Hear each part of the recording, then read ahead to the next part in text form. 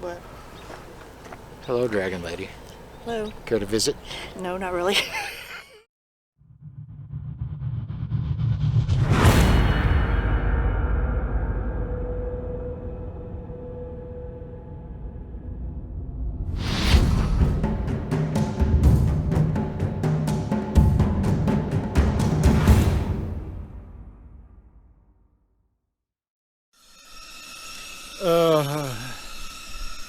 Not a great night's sleep for either of us.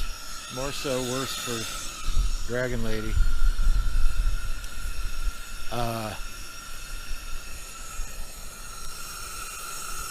Got cold. We threw the annex up at the last minute before we went to bed, and so we could run Mr. Heater, our buddy. And it was okay. I mean, cold wasn't the problem. We just neither one of us slept real well. And we wake up to blustery, gray, windy, poopy weather, and fairly chilly. So we're trying to get our coffee worked up, and then we're gonna march on down the road. The Trasharoo has not been working. We decided to call it. We're done with it. We're going to raw trash bag mode. And I think, as I was saying yesterday, we haven't really had a Trasharoo yet that fully worked out.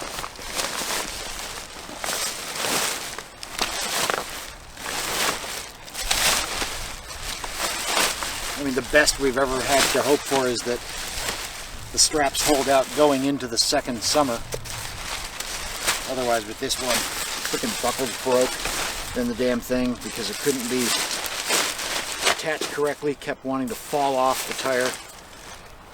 We don't want to we just decided this morning, let's just call it and kill it before it leaves our trash on the trail someplace, and we don't know it for hours, so the hell with it. Alright, we packed up out of that camp. That's where we were, right over there. We're back on the road for day 6 or 7 or 8 or 9. We don't know anymore. I told you we'd lose count. We lost count. Cool. This thing in some semblance of gear. And wow, my goodness. The dust. Yeah, you get up out of the desert and there just isn't that much dust. So here we are in Montana, and look at this. This is the steering wheel area, the console, dash, or console, the controls and dash. Just dust constantly. This shirt, or this hoodie, the trailer is covered in dust, so everything you do setting up camp, tearing down camp, encases you in dust. It's everywhere. Look at that truck going up the road. Dust. I think I got video yesterday of a massive cloud of dust behind our truck. I should put my seatbelt on, because that audio of that thing is going to be annoying as hell. And I got to look at that bolt up front. I forgot that this morning. Turn it off? I'm getting out. How do I turn this one off, though? On top.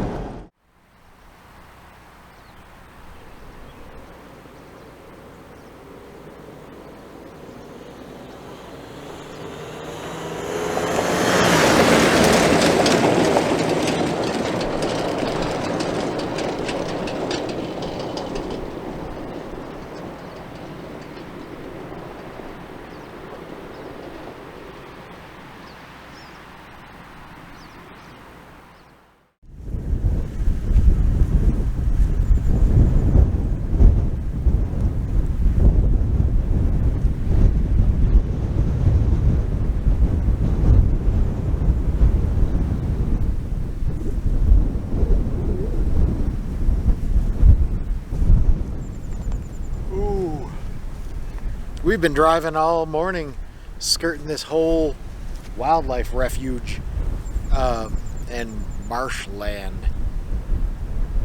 And it's just been pretty amazingly beautiful. The mountains all off in the distance everywhere. Still lots and lots of snow.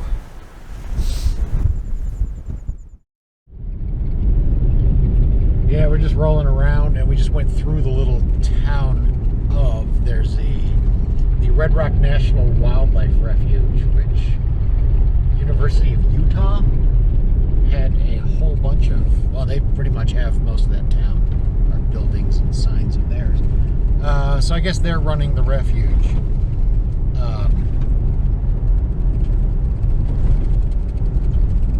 And it's just an awesome place.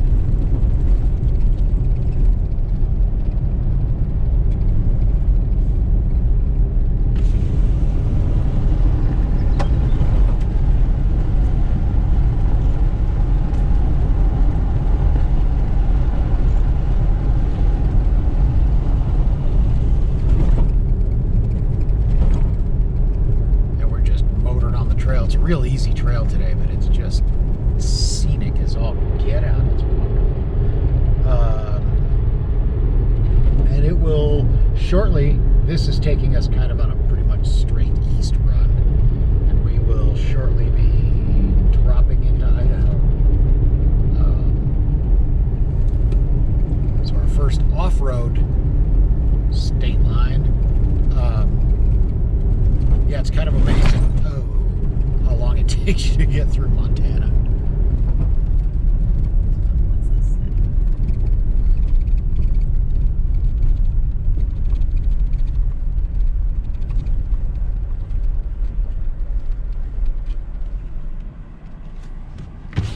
Shambo Stagecoach.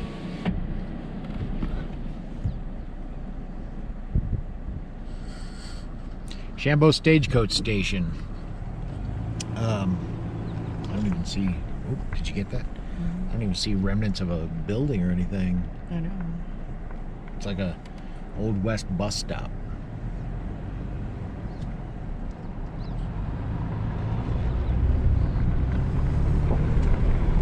That car looked like it was on official refuge business. No, I don't know what kind of wildlife they're providing refuge for.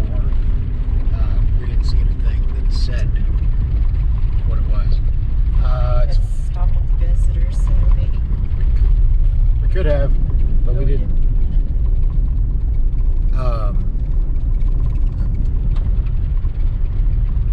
Yeah, well, it's very wide, shallow water, and back behind us, much of the morning was big marshland. So it might be some kind of a bird thing. I'm not up on bird law, so.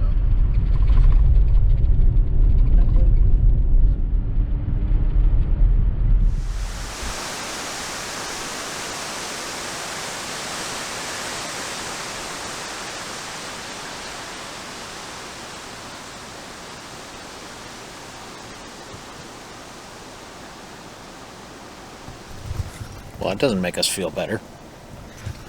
I gotta put my window up.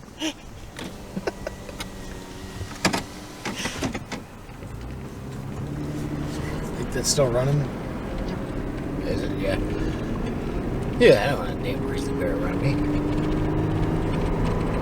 I hear they're mean, nasty things.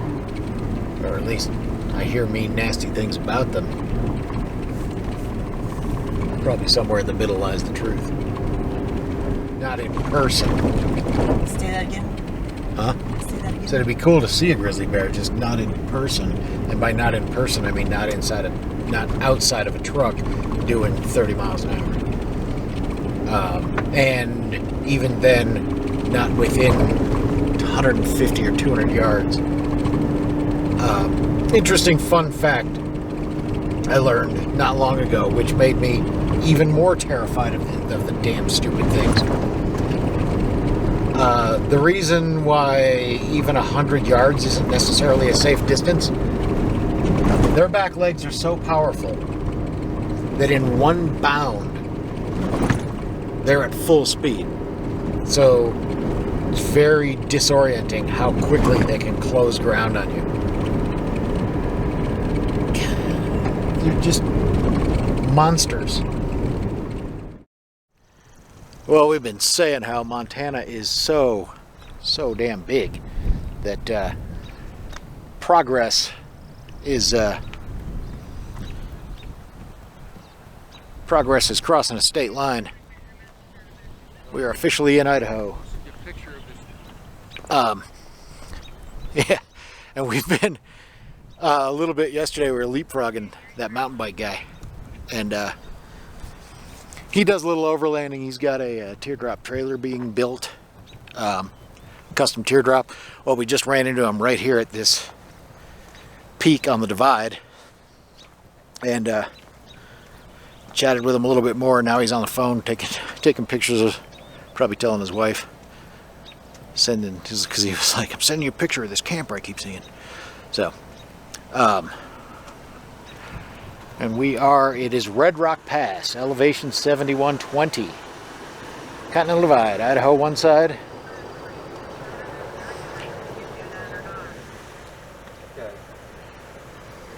Montana on the other.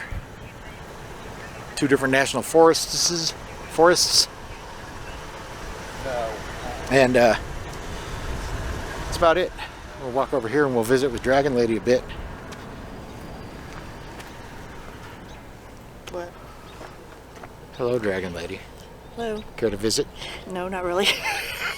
Ever? No. Hello. Hi, where are we? We're just inside Montana.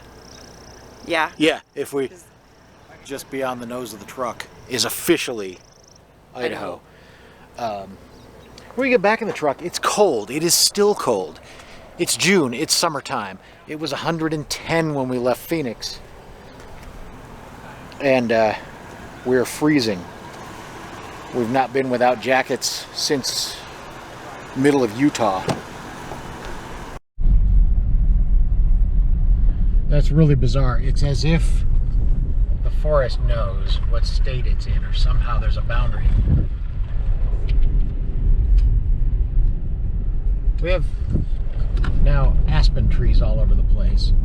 On the other side of that sign, and for the last several days in all of Montana, did not see a single aspen tree. There were aspens. I didn't see any.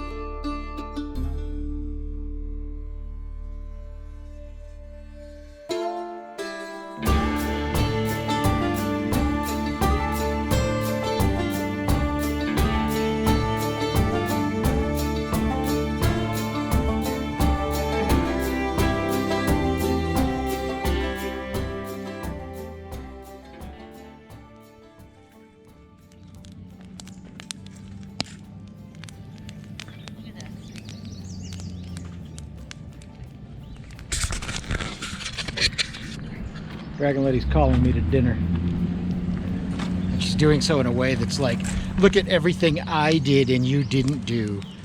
I've been trying to get this fire to move, and it's finally moving. It was a fussy one tonight. Probably the hardest fire I've started this trip. It was going, and everything I had arranged just so would fall down and go out. Like 3 times. What were you saying? You're saying it's still running, so that the light hasn't come on yet. So. Yeah. Our water heater gave us a little false start. It said it was done heating water, but we didn't have hot water, so we shut it off, turned it back on, and it said, well, I'm heating water now. And it has been doing so for the last 15 minutes. Dragon Lady and I are going to each separately, I presume, take showers. So I'm gonna leave the fire to stew and take a walk over by the river. Show that while I also move things around from one pocket to another. Yeah, we drove in here and we're like, oh, what about that spot? Oh, it's reserved. What about that spot right next to the river? It too is reserved. There's empty spots, but they're reserved. We wound up being across the little way from this.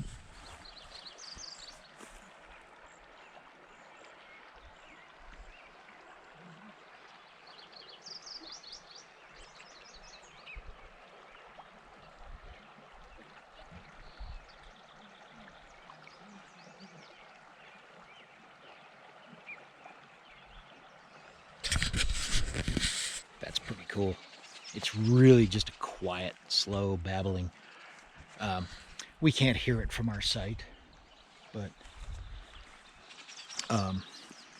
we can see it from our site, and it's just absolutely beautiful. This is, I mean, it's a developed campground, but we really like it. It's super quiet. It's got this beautiful river, and it's just pretty here. These trees are incredible. Just generally a great place to be. Oh, we're sitting out enjoying the fire now. Are we both in this picture? I have no way of knowing.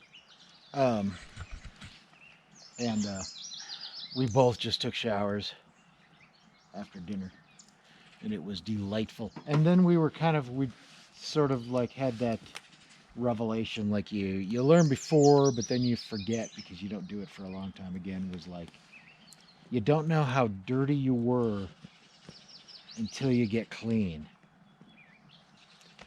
Yeah, we're both feeling the joys. I hope tomorrow when we get to Pinedale, Wyoming, there's a lodge there that we've been to before that we really, really like, and we've decided we're going to do like a full reset day there. So no camp, stay at the lodge.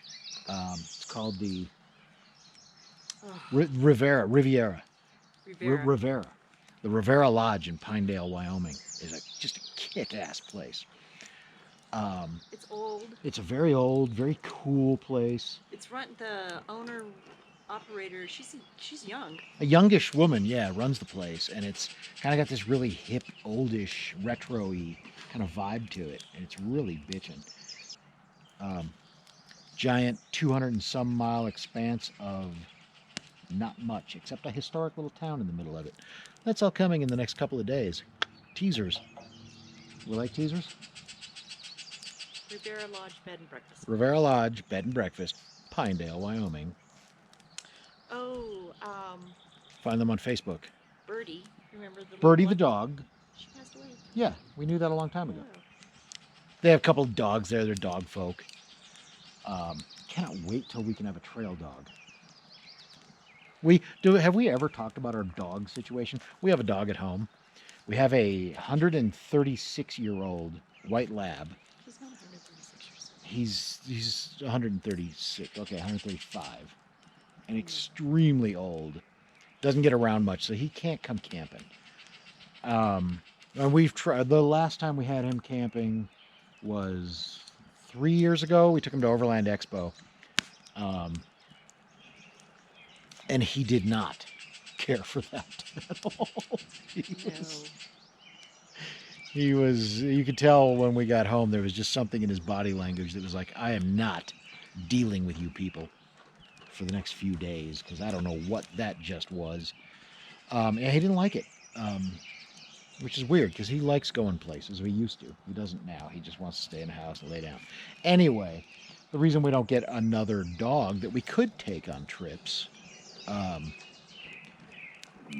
now or a year ago or 2 years ago is our white lab is not really good with other dogs. He was good with the other 2 dogs we had with him before, but new dogs to him he's not real good with. So we don't want those kinds of problems of, say, bringing in a puppy into the house and having him lose his shit and hurt the puppy. That'd be a bad thing.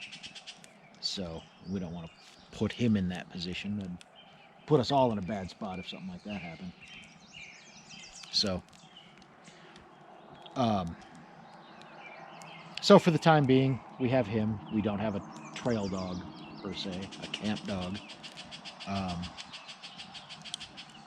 Which really bums us out when we get to a place like Riviera.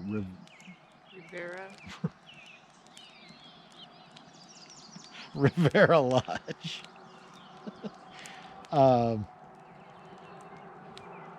Yeah, because they're super dog friendly. They got the coolest dogs there. I already lived there. And we were there a few years ago. There was a German Shepherdish sort of dog named Birdie. No. A lab. No, Birdie was a little black dog. Yeah, a little black dog named Birdie. And a German Shepherdish kind of thing. Oh. Yeah, the German Shepherd always looked deflated. Because the German Shepherd had the stuffed salmon. Yeah, the German Shepherd has stuffed salmon he carries around everywhere. Dog likes his fish. So yeah, now Birdie, the little black dog, had passed. Birdie was really old. And now there should just be that German Shepherd there. So it'll be nice to see all them again. Hopefully I've left this with gaps enough that I can chunk it up, because I've been rambling. That's kind of the end of this day. I'm going to transfer some files off of all the cameras onto the hard drive. Dragon Lady's doing her little journaly thing she likes to do on her little tablet. And then then it'll be full dark. Oh, that's another fun point. We, being much more southern than this, we're not accustomed to a 2-hour dusk. Because I think daylight savings is the stupidest thing ever. It's a different story, though. So, yeah, that's weird. Anyway, that's the end of this day, and that's how these days have been ending, with never-ending dusk.